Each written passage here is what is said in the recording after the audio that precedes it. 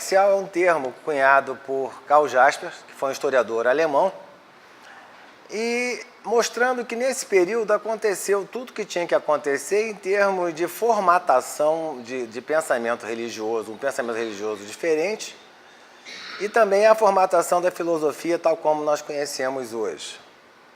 E tem uma historiadora chamada Karen Armstrong, ela é uma historiadora de religiões, que aproveitou esse período para colocar um livro chamado A Era da Transformação.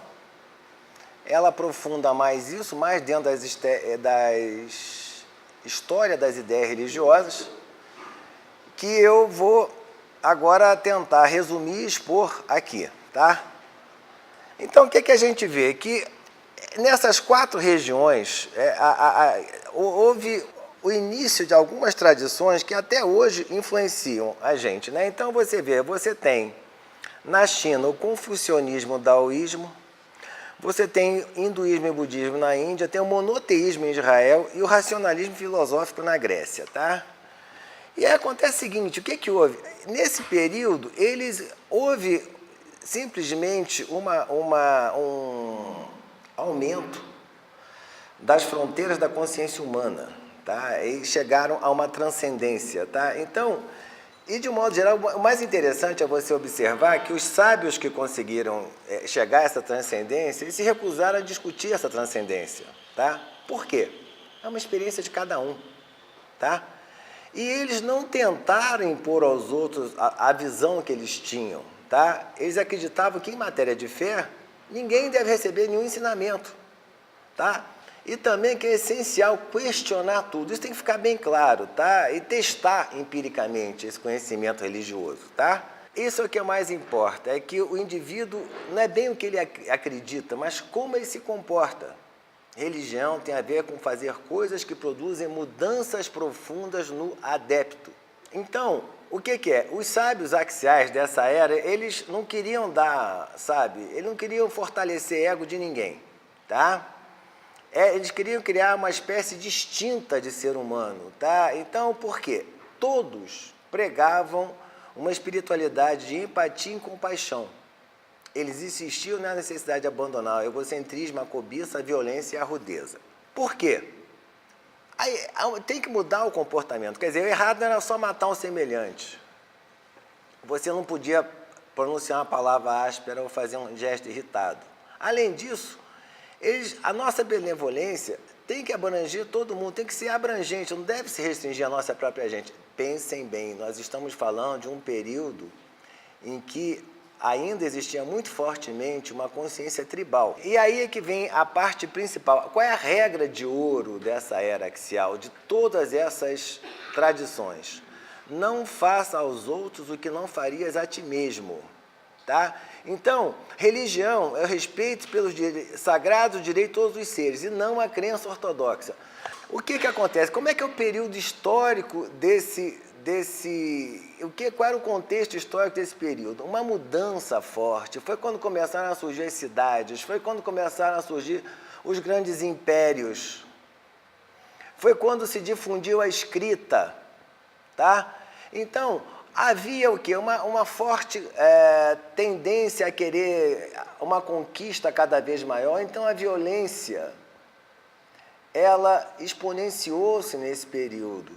Então, quando esses sábios se puseram a procurar as causas dessa violência na psique, é aí que eles começaram a entrar no mundo interior, tá entendendo? Então, aí eles viram também que a ética da compaixão funciona. Vamos lá. Então, o que acontece? Todas essas tradições insistiam na necessidade crucial de não se negar esse sofrimento que vem por conta dessa extrema violência, por as pessoas se sentirem jogadas num limbo e num vazio, tá? Reconhecer esse sofrimento é um pré-requisito para quê? Para o esclarecimento, ou seja, não se deve negar o que você está vendo, não se deve negar as coisas que estão ao seu redor. Bem, enfim, para a gente ter uma ideia do que é isso, a gente tem que também, antes, ver como é que era a religião pré-axial, Tá? Então, o que acontecia? Todos eles sabiam que existe um Deus alto, um Deus céu, mas estava muito distante. Eles sabiam que esse sagrado, ele era uma presença imanente no mundo. O que é uma presença imanente? Que emana das coisas, que todos estavam sujeitos a uma ordem cósmica responsável por toda a existência, inclusive os deuses. Então existia um Deus alto, que era basicamente inacessível, e existia em princípio uma ordem cósmica. Então, mas por que existe essa ordem cósmica? Porque vocês observam, naquela época existia fortemente muita incerteza, existia muito risco.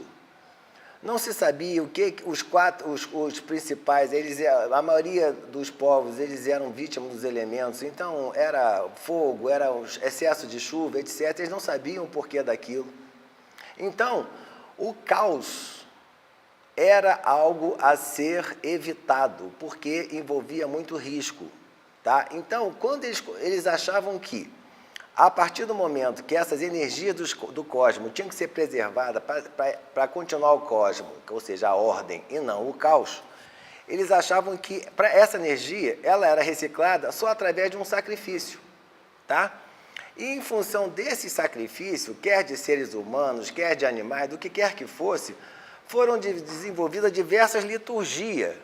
E nessas liturgias, de um modo geral, os sacerdotes, alguns deles, inclusive os sacerdotes árias, eles tomavam um alucinógeno, que era o soma, eles se sentiam o quê? Projetados no tempo sagrado. Então, o ritual era tudo para eles, tá? Então, eles achando que... Mas só que eles faziam esse ritual por quê? Era uma forma de troca com as divindades. Tá? Então, esses rituais, eles eram feitos de modo a preservar a ordem, ou seja, o cosmos, e era uma troca com a divindade. Tá? E vamos, então, nesses povos, começamos com esses povos árias que chegaram depois na Índia, mas eles começaram nas estepes russas. E nessas estepes russas, eles acreditavam que todo o universo se originara de uma oferenda sacrificial. Eles achando que ao fazer um ritual, isso que tem que ficar claro, eles impunham à divindade a obrigação de retribuir da mesma forma. É aquela história, está vendo lá de cima, eu estou fazendo isso, então você tem que fazer aquilo. Então, o ritual, na realidade, era uma relação de troca com a divindade. E os benefícios disso eram simplesmente materiais e mundanos. O que eles queriam? Riqueza, segurança. Não existia essa ideia eles achavam alguns, inclusive eles achavam que só quem fizesse o ritual, que estavam junto com os deuses e depois iam ficar com os deuses, mas não existia essa ideia de paraíso. Tá? Aí o que acontece? Em 1200, chega um determinado área, foi Zoroastro. O Zoroastro achou, se o que tem... Estava uma violência muito grande. Se o que tem aqui é reflexo do que tem no cosmos, então, tem uma força muito grande, que é uma força boa e uma força má também. Aí foi a história de Ahura Mazda e Arimã. O Zoroastro achou o seguinte, que mais tarde iria existir uma guerra final entre essas forças do bem e as forças do mal, e os maus seriam julgados, etc. Então, essa ideia de juízo final vem de Zoroastro, que impregnou muitas das religiões a partir daí, principalmente as religiões monoteístas. Então, o juízo final vem dessa ideia de Zoroastro que iria existir uma batalha final entre o mal e o bem, e eles ficando do lado dos bonzinhos seriam os escolhidos. Acho que vocês já devem ter mais ou menos escutado algo parecido, né, atualmente, mas enfim. Chegamos na Índia. Volto a dizer, eu estou fazendo uma linha de tempo, tá? Então vai ter agora, nesse período, vai ter Índia, vai ter a China, Grécia e Israel. Na Índia, quando esses áreas se estabeleceram na Índia, começando no norte da Índia, quer dizer, eles foram descendo as estepes russas ali pelo Afeganistão, Paquistão, chegaram ali no Vale do Ganges, eles começaram a compilar, nesse período, entre 1600 a 900 a.C., o Rig Veda. O que é o Rig Veda? O conhecimento inverso. Ali que eles começaram a intuir a existência de uma realidade suprema que era Brahman. E aí acontece o seguinte, existia todo um sacrifício dos védicos, dos brahmanes, para chegar no Brahma, etc. Só que alguns brahmanes nessa época já chegaram à conclusão que você também poderia experimentar esse Brahman, que é o absoluto, em silêncio. Então vocês observam que aí, em termos históricos, você tem uma primeira flexão. Então você não tem apenas fazer um ritual, mas você pode internalizar esse ritual. Então foram os Vedas, que é o conhecimento inverso, que eles falam isso. Então é uma linguagem que totalmente fala sobre esses rituais, mas na realidade eles começaram a ver que eles podiam internalizar esse ritual. Isso já foi uma grande revolução. Na China, o que acontece na China? Na China, os soberanos, né, que eram diversos estados, que ela não tinha sido unificada ainda, eles se achavam filhos de Deus, que era o Di. Então, por causa desse parentesco, como eles eram os filhos de Deus, ele é a única pessoa no mundo que era capaz de se comunicar com Deus alto. Só que eles supunham que os rituais de respeito aos antepassados, ele faria com que eles se tornassem-se fortalecidos. Então, sempre eles... E o antepassado do imperador era o Deus Céu, por isso que era o principal, né? E em Israel, o que acontece em Israel nesse período? Eles eram diferentes, porque eles desfrutavam, eles achavam que eu tinha uma relação especial com o seu Deus, que era Javé. Tá? Que no início ele era um Deus guerreiro, isso tem que ficar claro. Como ele era um Deus guerreiro, no início, nesse período não existia, para os israelitas, eles cultuavam Javé de um modo geral, mas os cultos de fertilidade era Anat e Baal. Inclusive, depois os profetas começassem a ir contra isso. Mas vamos para a Grécia agora. Aí era interessante. Os gregos achavam que existiam duas forças primordiais, que era caos, ou seja, a desordem, e Gaia. Mas vocês veem que os greguinhos, até aí, eles internalizaram que eles nunca se entenderam. Esses dois deuses principais, eles sequer se acasalaram. Eles brigavam tanto que cada um gerou sua prole.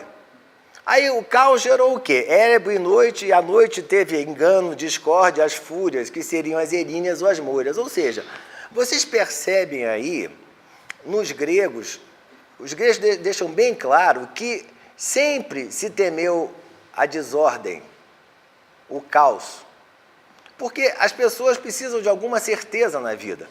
Por outro lado, aí Gaia teve Urano, né, que era o céu estrelado, e depois os mares, e chega até Zeus, que era um arquétipo, hoje diríamos hoje, de uma hierarquia. Hieros em grego quer dizer sagrado ou antigo, e hierarquia quer dizer você ter, então, uma ordem sagrada, tá? Então é interessante que, isso é bem claro, as eríneas, que como elas descendiam de Caos, que era uma força primordial, nem sequer Zeus, quando era chefe do Olimpo, ele podia ir contra as eríneas. Então, dentro disso, quer dizer, os gregos, eles sempre internalizaram esse princípio da fatalidade, que vocês vão ver que vão se desenvolver, que isso vai ser desenvolvido, inclusive, no teatro grego, que é uma contribuição para a era axial. Vamos lá para Israel. Então, o que acontece?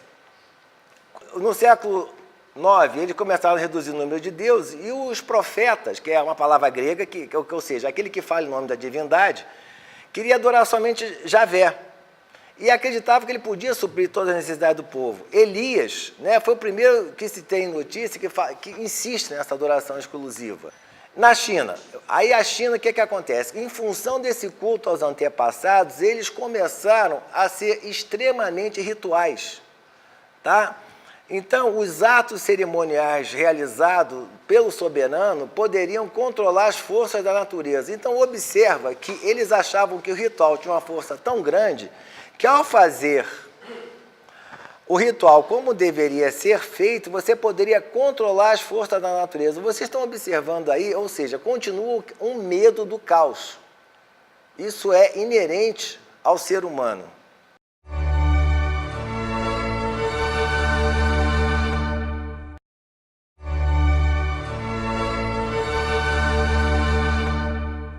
E na Índia? A Índia, o que aconteceu? Eles começaram a analisar esses rituais sacrificiais, tá?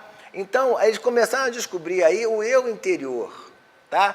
Aí que foi preservado nos brahmanas, tá? Aí começou o quê? Teve a figura de Prajapati e Purusha. a pessoa humana da parte védica, né, do hino védico tardíaco. E acontece o seguinte, eles começaram a introduzir um tipo de ritual que, para Japati e Purusha, ela era sacrificante e vítima ao mesmo tempo. Então você vê o quê? Uma outra mudança aí. Porque esse seria o novo modelo a ser seguido. Em vez de ganhar imortalidade, tornando-se um matador, como Deus Indra deles, o ofertante se tornava a vítima. É aquela história de, né, ou seja, ele é o cordeiro a ser imolado. Então isso aí não é, já existia nesse período. Então, nesse ritual, você tem uma morte ritualizada, e ao ter essa morte ritualizada, você entrava no mundo atemporal dos deuses, tá?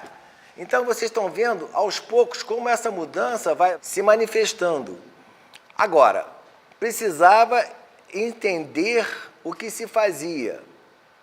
Por que isso? Porque, de um modo geral, isso a gente vê nas religiões até hoje, as pessoas trocam a forma pelo conteúdo. Os sábios axiais sempre insistiram nisso. Você precisa saber o que está fazendo. Fazer de uma forma mecânica não adianta rigorosamente nada, tá? Então, tinha que saber a história desse novo tipo de ritual, né? Então, é o seguinte, quando você estava com plena consciência de tudo, que estava se conectando, então você via que os deuses eram ligados aos homens, os homens aos animais, às plantas, aos utensílios, quer dizer, o transcendente, o imanente, o visível e o invisível. Nesse sentido, eu não falei, o Zoroastro foi o primeiro que falou que Deus não era imanente, era transcendente, ou seja, que transcendia as coisas. Aqui se chegou a essa mesma conclusão. O aspecto mais importante foi o quê? A descoberta do mundo interior. Então, esses brahmanas foram os primeiros a ver esse tipo de mundo interior.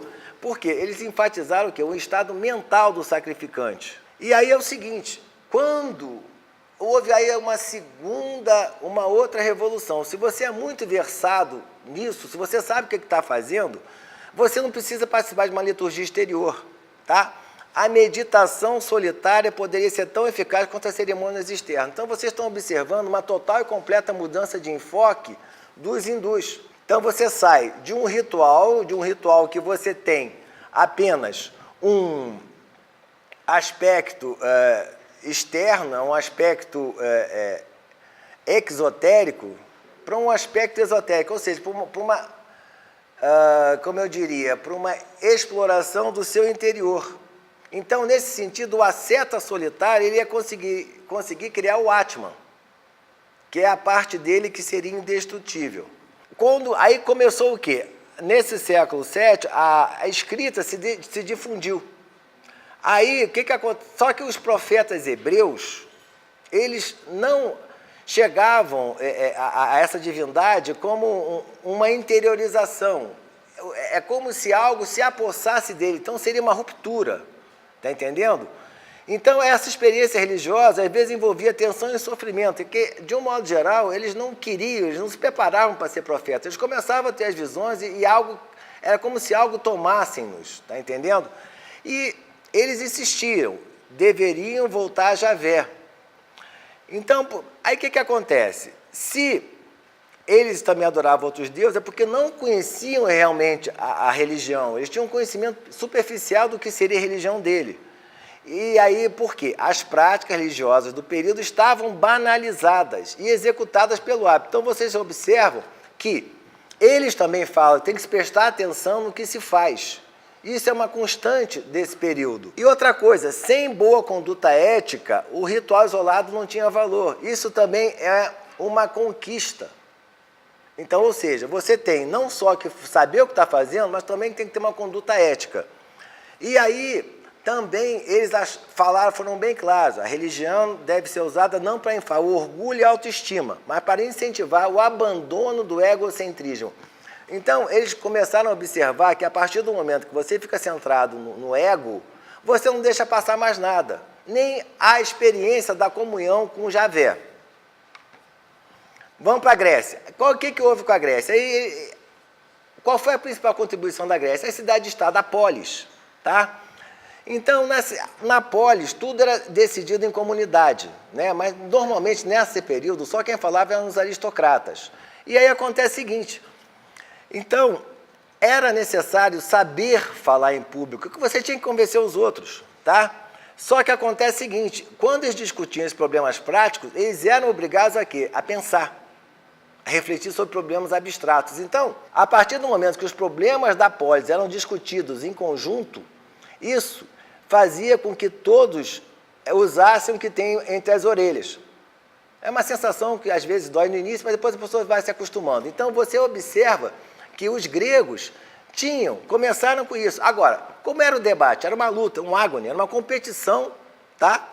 E a vitória era o quê? Quem melhor argumentasse. Então, a partir daí, os gregos começaram a ter uma paixão pela argumentação, que, aliás, nunca mais eles tiraram essa paixão.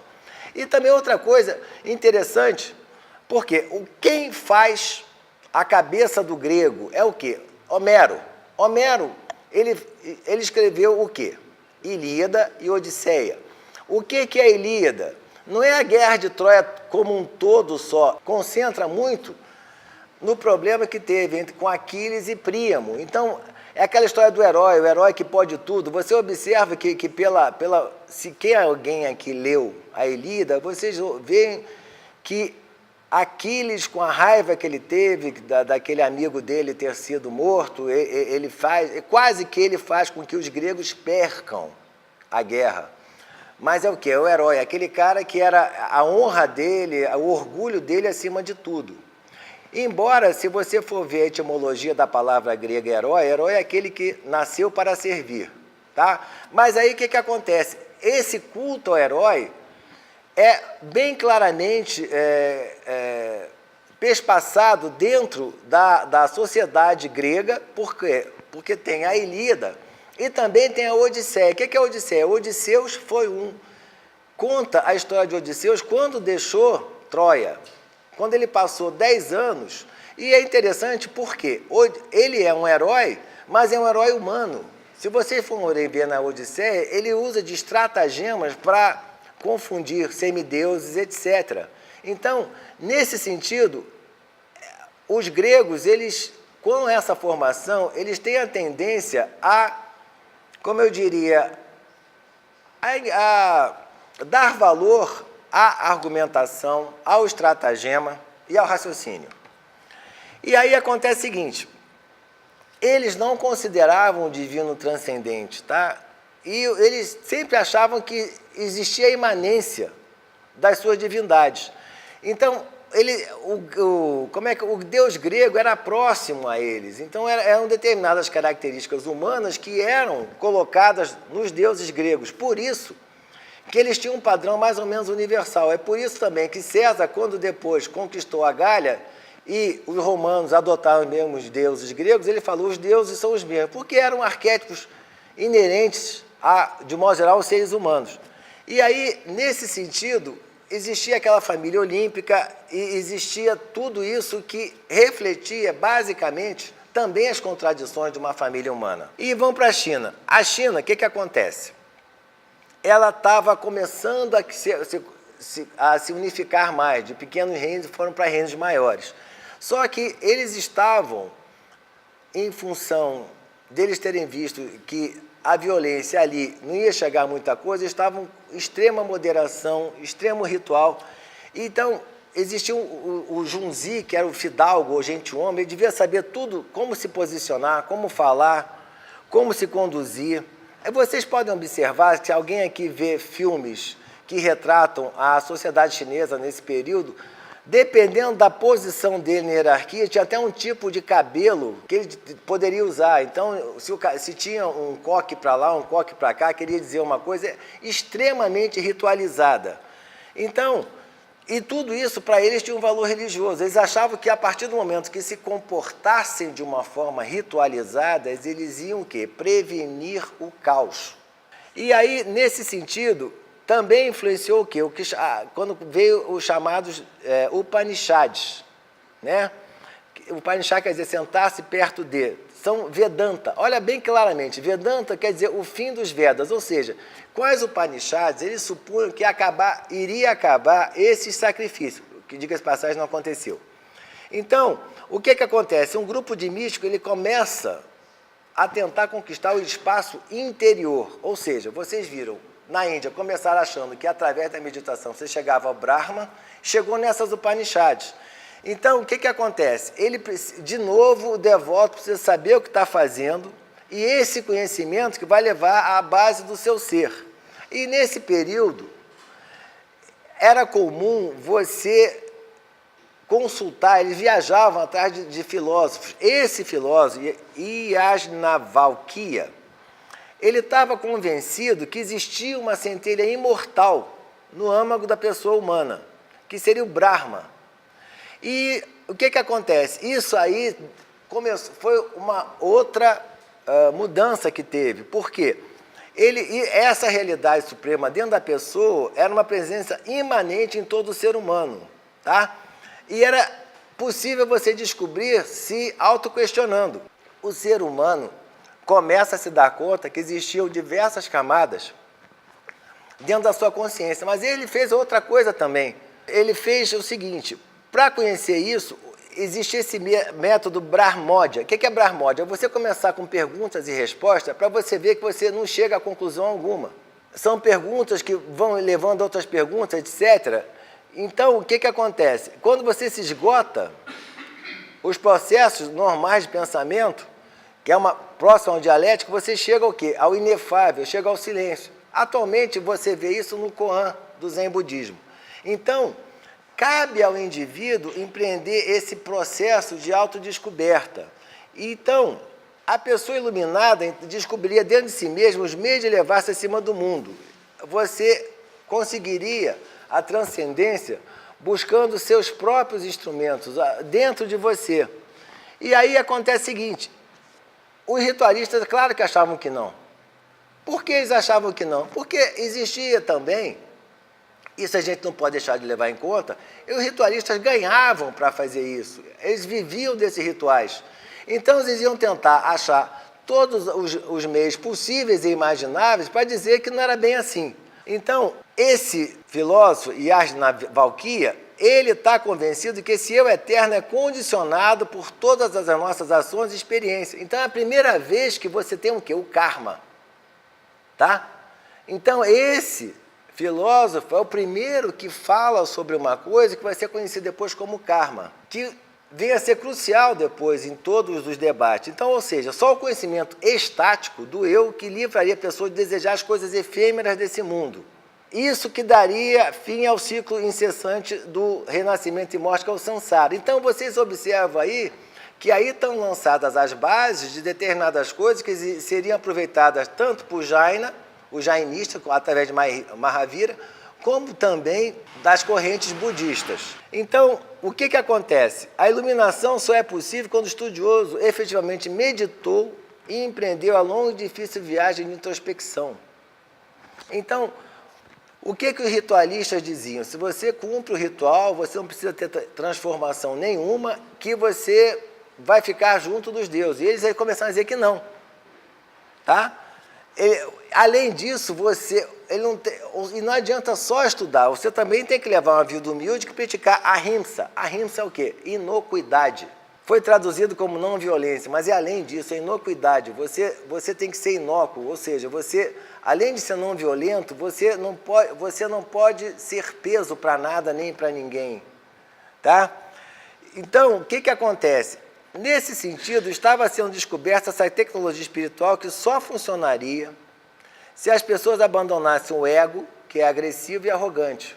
Por que o ego é agressivo e arrogante? Porque, de um modo geral, em termos basicamente de resposta automática, esse ego forte é um ego das pessoas que efetivamente estavam preocupadas em sobreviver. Então você tem que parar com essa preocupação apenas da sobrevivência para você chegar a uma transcendência. Aí vamos para a Grécia. Os greguinhos, o que eles fizeram? Eles estavam militarizando toda a polis. E aí teve um acontecimento militar que teve uma influência muito grande. Foi o quê? Os hoplitas. Os hoplitas, eles eram a infantaria pesada, eram 8, com longas lanças e alguns com espada também, que ficavam ombro a ombro, ou seja, um cobria aonde o outro era vulnerável, tá? Então, o que acontece? Antes, você só podia ser o guerreiro quem podia comprar um cavalo, etc. Ou seja, quase ninguém. Então, com os hoplitas, houve uma democratização, digamos assim, do guerreiro. Qualquer um podia ser o guerreiro. E aí, o que acontece? Você tira a figura do herói, que é aquele que sozinho resolve tudo, para o ideal coletivo. Então, vocês estão notando que uma inovação de uma tática militar, diga-se passagem, bem mortífera, que foi bem aperfeiçoada depois por Alexandre, fez com que houvesse uma noção de espírito de equipe, que os gregos não tinham. Lembre-se que o ideal do herói é aquele cara que era ele por si só e o resto ele não se importava, tá? Então, a partir do momento que um precisava do outro para sobreviver numa guerra, eles começaram a jogar esse raciocínio para a vida deles, volta à vida civil, então, seria o quê?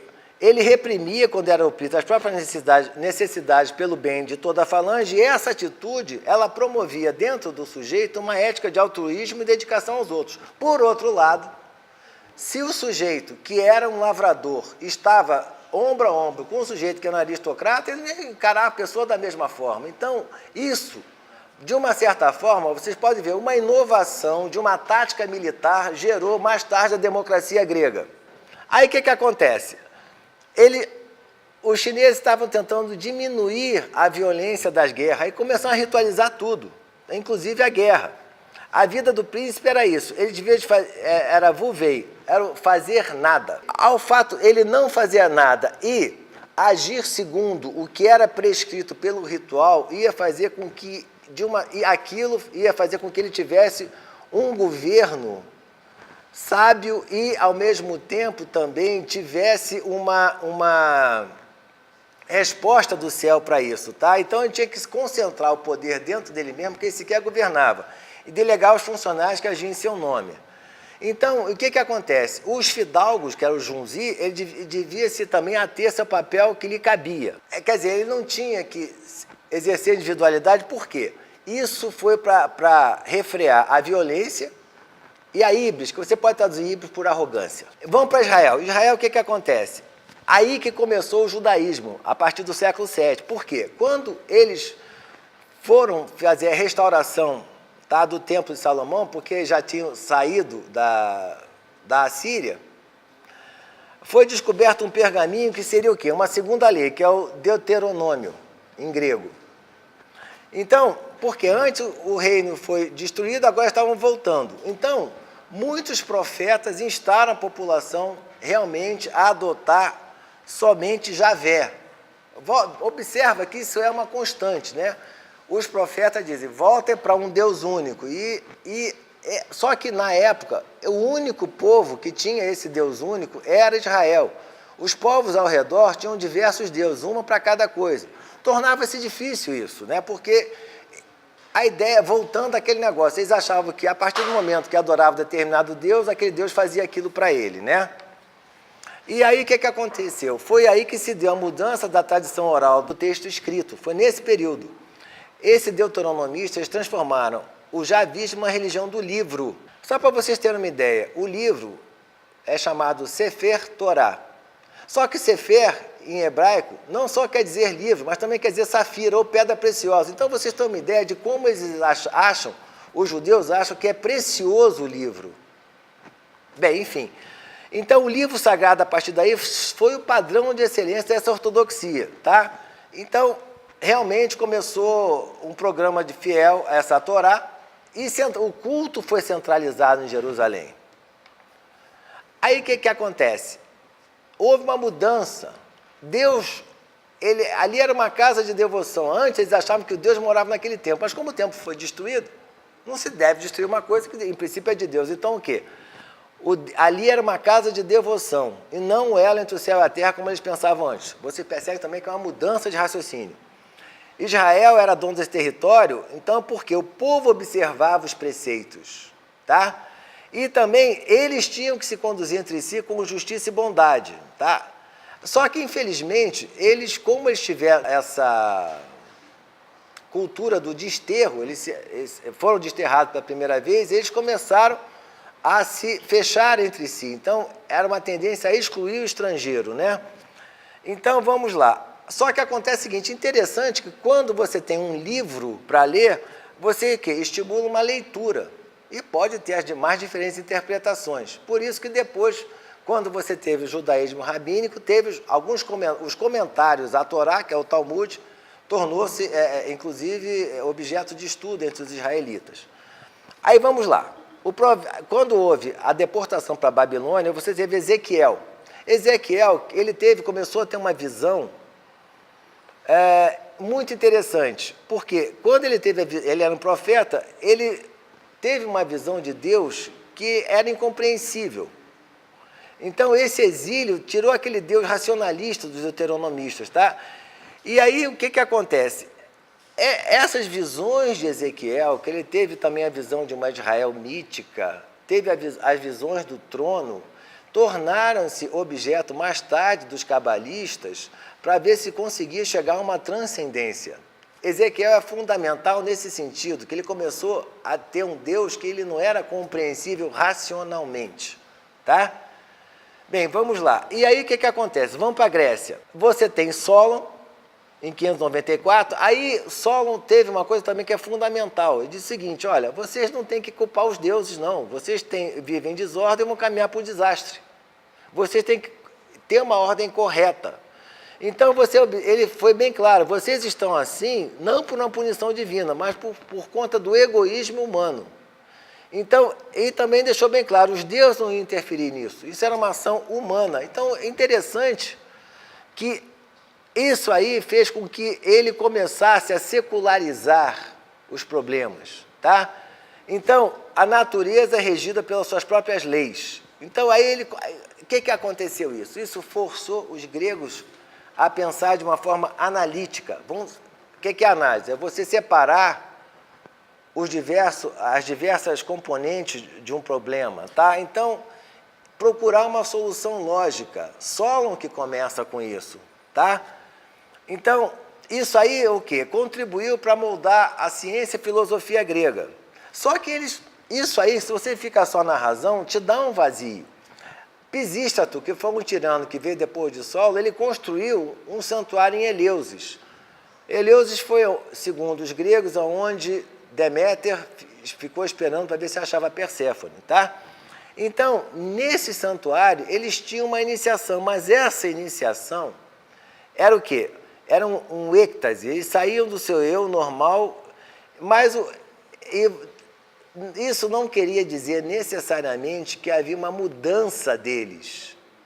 Eles faziam aquilo só para chegar num estado alterado de consciência, mas estar num estado alterado de consciência não necessariamente quer dizer que eles mudavam a consciência. Então, vocês observam que os gregos deixam bem claro, uma coisa é a análise lógica, outra coisa é eu experimentar um estado alterado de consciência. Isso não quer dizer que eu, ao experimentar um estado alterado de consciência, vá necessariamente mudar meu modo de ser.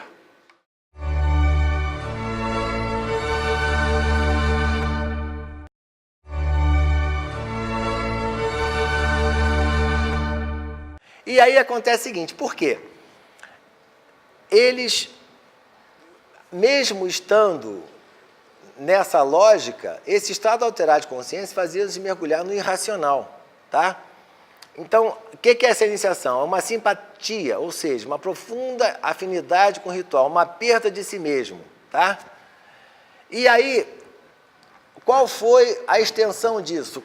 Foi quando criada a cidade de Dionísia. Nessa cidade de Dionísia, você tinha um teatro. Aí sim, desse teatro começou a vir a tragédia grega. Mas vamos voltar para a Índia. Na Índia, o que aconteceu? Você tem uma nova filosofia que é o Sankhya. Dentro do Sankhya é que você observa que você começa a discriminar as coisas. Qual a importância do Sankhya? A importância do Sankhya é que você tem um sacrifício, era inútil, você começa a analisar as coisas, você tem que cultivar a autoconsciência, tá? Que não é autocomplacência. E dentro do Sankhya, ele fez duas contribuições importantes. Toda a vida é dukkha. Dukkha quer dizer insatisfatório. Dukkha não quer dizer sofrimento necessariamente. É insatisfatório, é errônea. E a ignorância e a tristeza que vão condicionar a nossa experiência. Então, mostra que tudo no cosmos se desintegra, é mortal e efêmero. Então, momentos de felicidade quase sempre antecedem a período de dor. Então, essa natureza imperfeita também é nossa amiga. Por quê? A natureza não é essa realidade final. Então, quando você encontra seu verdadeiro eu, você se liberta disso. Então, as noções de que a vida que vieram depois, através de Jaina, principalmente com o Buda, estavam já no Sankhya. É uma coisa que, conforme está dizendo, são camadas. As coisas vão se superpondo para chegarem aonde chegaram. Como é que você chega a esse eu? Através da yoga, ou seja, do que a gente chama de Raja Yoga, que seria o quê? Um ataque sistemático ao ego. Tá? Então você começa a yoga, hoje em dia nós temos o que a gente chama na Raja Yoga 8 braços, que tem prescrições de caráter moral, determinadas proibições, etc. E a pessoa vai cada vez mais se aprofundando, mas isso não é uma coisa teísta. Você vai descobrindo o seu interior dentro dessa yoga. E aí o que acontece? A partir do século V, VI, você começa a ter a yoga em toda a Índia, que vem de jugo, né? Quer dizer, quando você atrela uma coisa no sentido de fazer com que aquilo chegue a um determinado objetivo, tá? E, nesse sentido, qualquer um pode, ao se esforçar, pode chegar nisso. E nesse ponto eles descobriram o quê? Uma nova dimensão dentro da própria humanidade. Na China, o que aconteceu? Continua o período de guerras entre os pequenos principados, só que agora eles estavam com um pouco... tiraram aquela ritualização e voltaram para a violência. E aí os ritos começaram a ser abandonados. Só que teve esse senhor, que era o Kongqiu, que é o mestre Kong, que é o Confúcio, ele começou a entender, ler os rituais e viu o significado profundo desses rituais. Tá?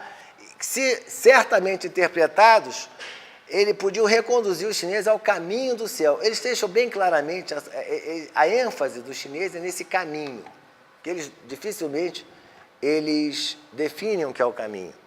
Quem era Confúcio? Ele era um homem do povo. Ele era uma pessoa que também ele gostava de falar com as pessoas. Tá? E acontece o seguinte, ele se dispunha de mente o ponto de vista dos outros para ver o que a pessoa pensava e, conversando, tentar mostrar à pessoa o quê? Ele ensinar o que era o ritual, para que servia. Então, acontece o seguinte, quando ele não queria que ela dizia o que são os deuses, não. Quando é que você vai, perguntaram para ele, quando é que você vai saber o que fazer com os deuses? Você tem que aprender a servir aos homens, tá? Então, ou seja, ele tirou uma religião que era profundamente ritualizada, tá? Que as pessoas só serviam ao caminho do céu, aos deuses, aos antepassados, que acabavam se transformando em deuses, de tão que eles eram venerados, para tratar bem aos outros, tá? Então, você vê, a pessoa tinha que aprender a ser boa aqui embaixo, tá? E aí ele começou. Esse foi o primeiro a deixar claro. Nunca faça aos outros que não gostariam que te fizessem. Então, o primeiro a deixar isso claro, historicamente, foi Confúcio. Então, só que isso é uma prática difícil, que ele exige que as pessoas não se situem numa categoria separada, mas constantemente se relacionar com a sua própria experiência e a dos outros. Aí vamos para Israel nesse período. Aí, nesse período você tem o quê? O segundo Isaías, que ele mostra o servo sofredor, né? Que ele mostra que a dor, volto a dizer, nesse período Israel está vivendo o quê? A dor do desterro. Então, o que é isso? Um povo que se julga escolhido não está no seu pedaço de terra. É um povo que se julga escolhido de Deus, mas está longe, não tem sequer uma terra para eles. Então, se isso acontece, é aquela história, se eu sou escolhido e não estou com a glória que deveria estar, que alguma nós aprontamos, tá? Então, e ele começa, para que isso? Então, você precisa desenvolver o quê? A benevolência, não, a humildade. Isso aí é bem claro nesse segundo Isaías, que também é um profeta. E ele deixa também isso. É o primeiro que escreve, sou Javé, não existe outro Deus além de mim.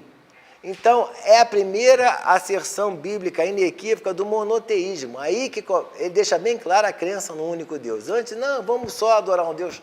Ele põe essa asserção, esse é o segundo Elias. Aí na Grécia você tem os pré-socráticos, e aí também um outro evento militar, que é Maratona e Salamina. Na Maratona você vê os gregos vencem os persas numa batalha de infantaria, e Salamina, eles usam o exercício da lógica. Por quê? O general grego, primeiro ele convenceu Atenas a construir uma armada. Segundo, convenceu os atenienses a abandonarem Atenas, deixar os persas incendiarem Atenas. Quando os persas estavam voltando, no estreito de Salamina, eles incendiaram, eles derrotaram toda a frota persa. Então, por quê? Ele tinha o exercício disciplinado da razão. Foi graças a isso que eles venceram. Então, o que acontece? Aí os gregos observaram o valor da razão e deixar a emoção de lado. Só que eles precisavam usar a emoção de alguma forma. Aí vem as tragédias gregas. Por isso que os gregos iam ao teatro para chorar. Eles começavam a dramatizar os mitos, aí mostravam... Eles iam, todos chorando juntos, tinham o quê? A catarsis, ou seja, a purificação. Eles achavam essencial isso, achavam, era uma forma deles se interiorizarem, mas ali naquele momento, depois voltavam, embora seja um comportamento meio esquizoide isso, mas enfim, é o que a gente vê até hoje. E aí é interessante que eles começavam a analisar o seu sofrimento e ajudar os espectadores a terem empatia com aquele sofrimento que é dramatizado na tragédia grega. Bem, e aí por quê? Eles achavam que você tinha que aprender a partilhar a dor e as lágrimas. Ao fazer isso, se criavam ela entre as pessoas, tá? Você chegar a essa catarse como? Através da solidariedade e da compaixão, tá? E também, aí viram também que, como eles achavam o destino inexorável, a eles depois cabiam aceitar o destino com firmeza e coragem. Aí que está a grandeza humana. Então eles sabiam que nem Zeus, que na época era o chefe do Olimpo, podia com as moiras, que era o destino. Então, se seu destino é esse, cabe a você aceitá-lo. Bem, na Índia, o que acontece? A partir do século V, a doutrina do karma começou a ser aceita. Isso deprime muitas pessoas, porque se as pessoas tinham um dharma, ou seja, eles tinham algo, uma lei a cumprir dentro da sua casta. Então, se o cara era guerreiro, ele tinha que matar, tinha que fazer um monte de coisa. Se o cara era mercador, ele tinha que ganhar de alguma forma. Isso deprimia as pessoas, porque ao fazer isso, eles sabiam que iam ficar o quê? No samsara, no ciclo incessante de morrer e de viver. E aí como é que eles pensavam? O que acontece? Os Upanishads tinham uma espiritualidade que era para todo mundo. Yoga, você precisava dela em tempo integral. E aí, o que aconteceu? Muitas escolas surgiram disso, sabe? Então, o mestre sempre dizia que tinha um dharma, que era um ensinamento ou lei.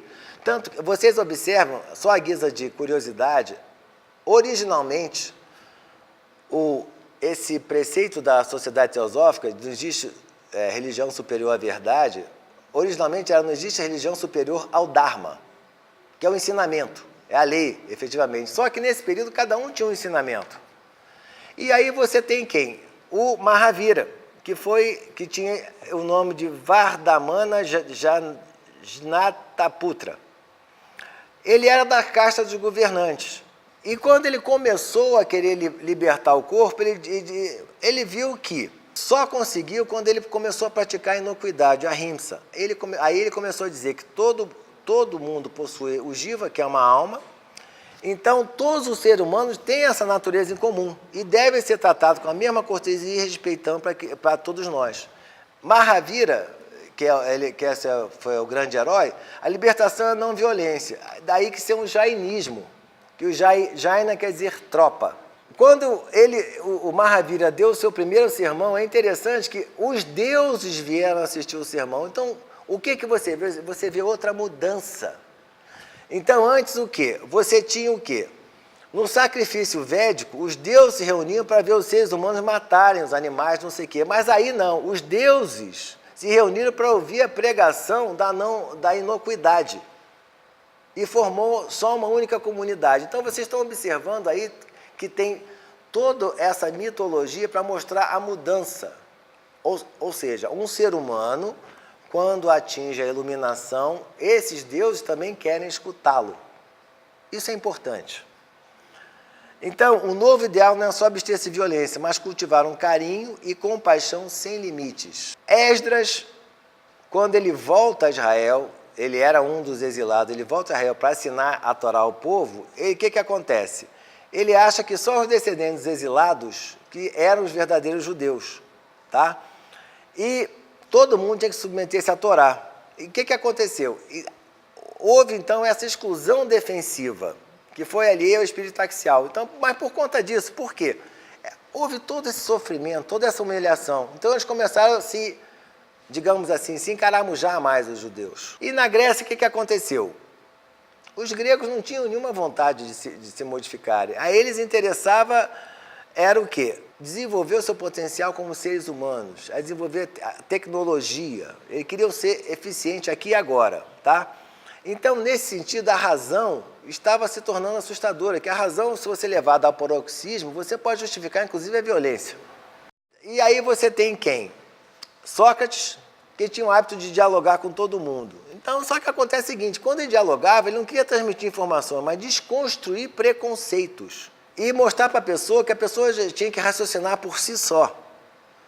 Então, você é um ato heróico, uma disciplina que não se resume em concordarmos com alguns fatos ou ideias, porém, tem que se examinar a nossa vida passada e presente para encontrar a verdade interior. A dialética socrática é isso. E depois, você tem o quê? Esse esforço leva à constatação de que não havia uma resposta, uma só resposta.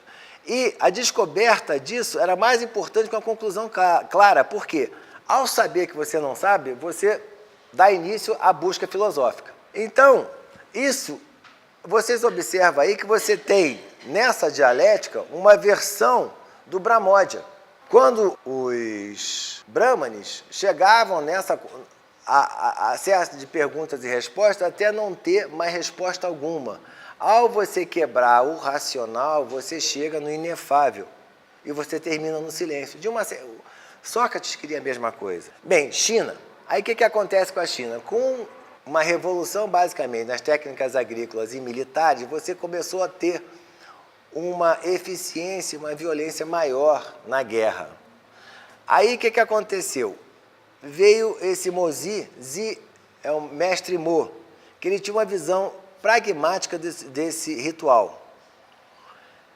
E ele queria substituir, o que é esse egocentrismo do parentesco? É você cultivar apenas os seus antepassados. Ele queria que houvesse um altruísmo, então todos os antepassados de todo mundo. Então, cada indivíduo deveria sentir por todos os outros exatamente sentir por sua gente. É preciso ver o outro como o eu, tá? É um amor universal, ou seja, é uma extensão do que Confúcio já dizia, tá?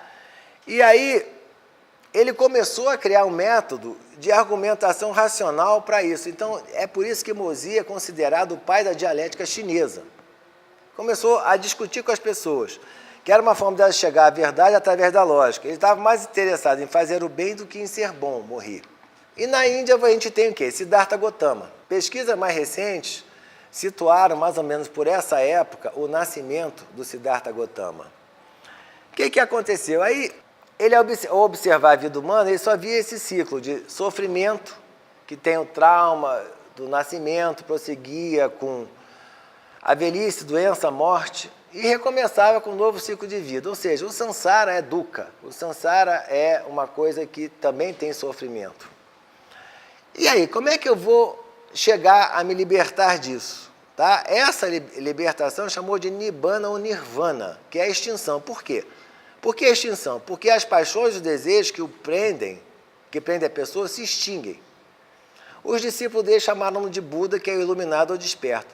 E ele sempre dizia aos discípulos que não aceitassem os ensinamentos contrários à sua experiência, por mais respeitável que fosse o mestre. Nunca deviam abraçar cegamente uma doutrina de segunda mão, tá?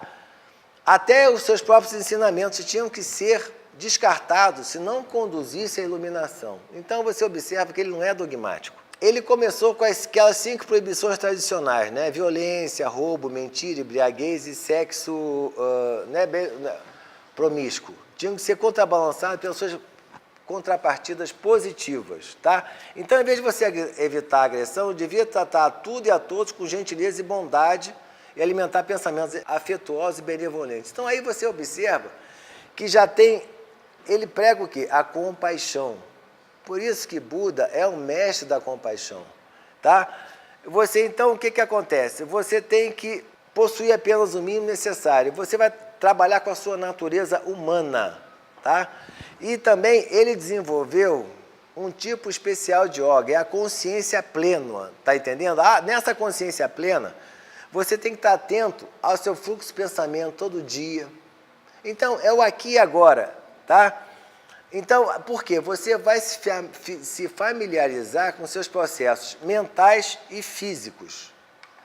E aí você, a partir desse momento, você começa a chegar às profundezas da sua mente.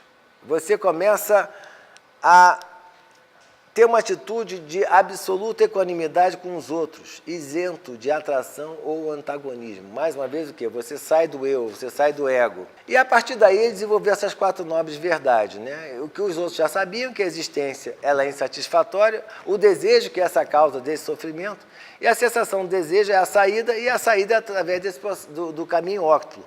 Só que esse caminho não é um caminho de abstração, é um plano de ação, tá? Moralidade, meditação e sabedoria que vai capacitar o aspirante a entender na prática o que são esses ensinamentos. Isso que é importante. Ele também, negou-se a querer um ser supremo, porque uma divindade autoritária pode se tornar mais um esteio ou um grilhão. Por que isso?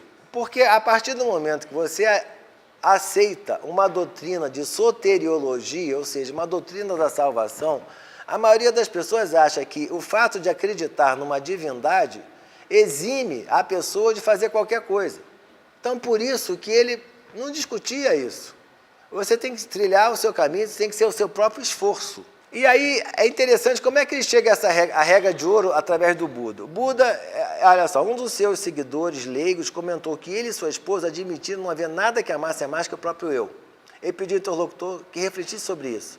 Se não havia nada que amasse mais que o próprio eu, então outras pessoas iam pensar da mesma forma. Portanto, aquele que ama o eu não deve ferir o eu dos outros. Interessante isso. Então, essa é a versão do Buda da regra de ouro. Então, nesse sentido, você tem o quê? Depois de você cortar essas raízes do egocentrismo, você pode atingir o auge dessa capacidade sua. Na China, o que você vê? Você vê o Yangtze, que o Yangtze achava o seguinte: você tem que seguir a sua própria natureza, você tem que viver em paz. A partir do momento que você vivia a natureza, você vai viver segundo os ciclos da natureza, você vai naturalmente chegar ao caminho do céu. Que aí no caminho do céu, aí a meditação chinesa, ela se baseia na administração desse Qi, que seria a matéria-prima da vida. Então, você administrar bem o Qi é uma forma que você teria de você se fortalecer, tá? Então, e também o Qi estava em todas as coisas. Quando a pessoa se desintegrava, ele voltava para o cosmos e voltava em outra forma. Então, a meditação chinesa seria contemplar essa fonte de força dentro de você, contemplar o Qi. E a partir do momento que você eliminar o ego, você tem que essas coisas que bloqueiam a passagem do Qi, você teria contato com a sua fonte de energia. Então, isso em si é a base da meditação chinesa, tá? E aí acontece o seguinte, nesse sentido, ele poderia viver de acordo com a natureza, que já não existiria mais um ego que poderia atrapalhar tudo. Na Índia, o que tem? Você tem o Mahabharata. O Mahabharata que ele reflete todo o drama da classe guerreira.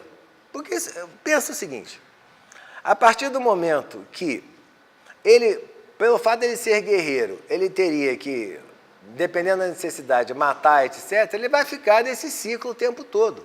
Como é que ele vai sair disso e, ao mesmo tempo, cumprir as obrigações da classe dele, tá?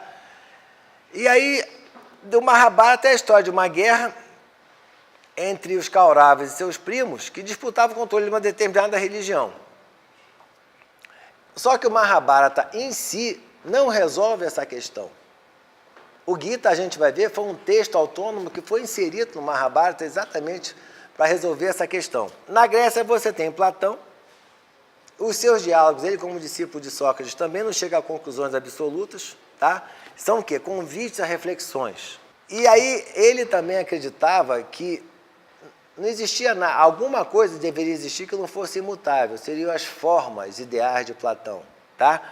E aí você vê que essa seria uma dimensão da realidade suprema, tá? Então, cada objeto ou experiência terrena tem contrapartida na esfera divina, que teria uma forma imutável. Aristóteles já foi o preceptor de Alexandre, que foi discípulo de Platão, mas aí ele trouxe a filosofia de volta à Terra. Ele diz, a mudança é natural a todos os seres vivos. Que vocês observam que antes, as pessoas supõem que uma mudança muito grande levaria o quê? Ao caos, à desordem. Ele diz, não, mudança é natural, tudo se decompõe.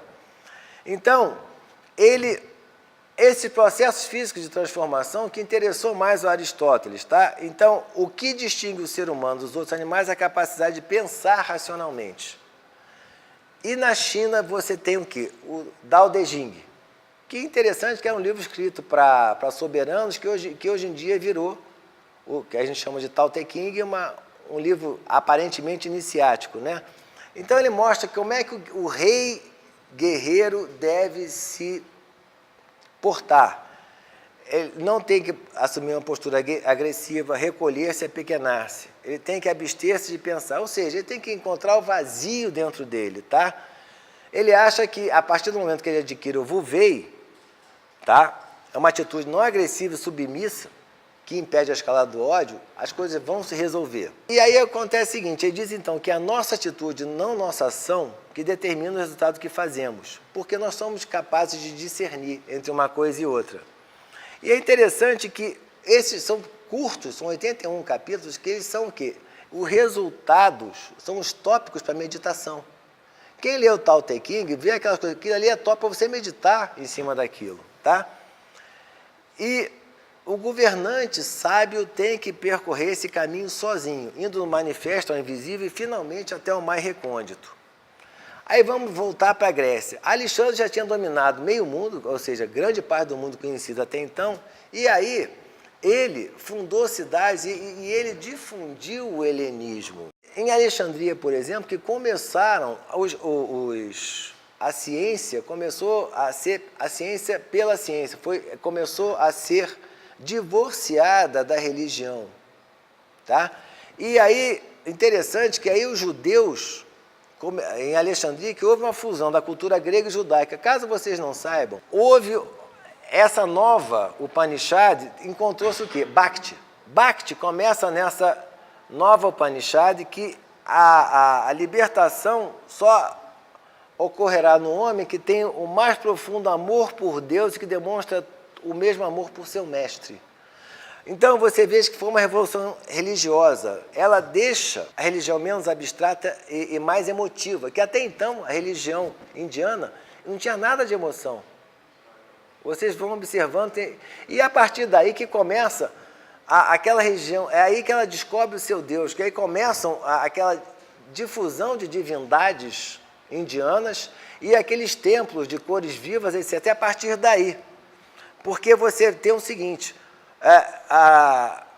uma divindade que ama os seus fiéis e zela por eles. Então, qual é o ato central? Você se para de resistir ao Senhor e, consciente da própria impotência, confiam na ajuda do seu Deus. Só que isso aí, se for feito de forma passiva, pode levar a uma inércia. É isso, gente.